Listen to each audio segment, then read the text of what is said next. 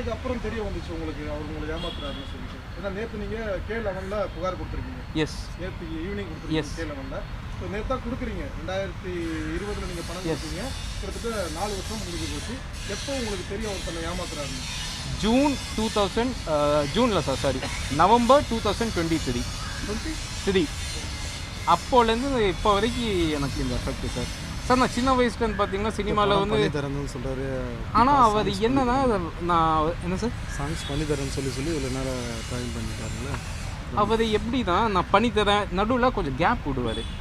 எனக்கு நீங்கள் next week கழிச்சு கூப்பிடுங்க, 1 மந்த் கழிச்சு கூப்பிடுங்க, இப்போ நான் பிஸியாக இருக்கேன், 5 படம் பண்ணுறேன், 35 படம் பண்ணுறேன், டைமே இல்லை, புது படங்கள் பண்ணுவார். இப்போ ரீசெண்டாக கூட பார்த்தீங்கன்னா நம்ம புஷ்பா படத்தோட மியூசிக் டைரக்டர் வந்து நம்ம சார் இருந்தார், இன்னொரு சார் இருந்தார், அவரை சேஞ்ச் பண்ண வச்சு இவரை வந்து பேக்ரவுண்ட் ஸ்கோருக்கு மட்டும் பண்ணாங்க. இந்த மாதிரி ஆல்ரெடி பண்ண படங்கள் பண்ணுறதுக்கு இவருக்கு டைம் இல்லை, ஆனால் புதுசாக மட்டும் சைன் பண்ணிட்டு இருக்காரு சார். இது எப்படி சார் நியாயம் சொல்லுங்கள் சார்? நான் அவருக்கு கொடுத்தது பார்த்தீங்கன்னா 25,40,000 சார் ஜிஎஸ்டியோட. இது இல்லாமல் எனக்கு ஷூட்டிங் மட்டும் 30 lakhs சார். நீங்கள் இதுக்கு முன்னாடி என்ன ப்ராஜெக்ட் பண்ணியிருக்கீங்க சார்? காதல் மட்டும் வேணாம் அப்படின்னு சொல்லி ஒரு படம் பண்ணியிருக்கேன் சார். அது ரிலீஸ் ஆகிட்டு 2019. அந்த படம் பெருசாக போகல. அந்த படம் பெருசாக போகல அப்படின்னா அதுக்கும் பின்னாடி நிறைய பாலிடிக்ஸ் இருக்குது. காலையில் 10 மணி ஷோ, 9 மணி ஷோ. நான் என்ன சூப்பர் ஸ்டாரா சார்? காலையில் 9-10 மணிக்கு வந்து படம் பார்த்தேன் அந்த மாதிரி. ஸோ நான் டைரக்ட் பண்ணியிருக்கேன் சார். இந்த படம் நான் ப்ரொடியூஸ் பண்ணி டைரக்ட் பண்ணி நடிச்சிருக்கேன் சார். லீட். ஆமாம், நான் லீட் பண்ணுறேன். என்ன சார்? 25 lakhs sir. 25,40,000.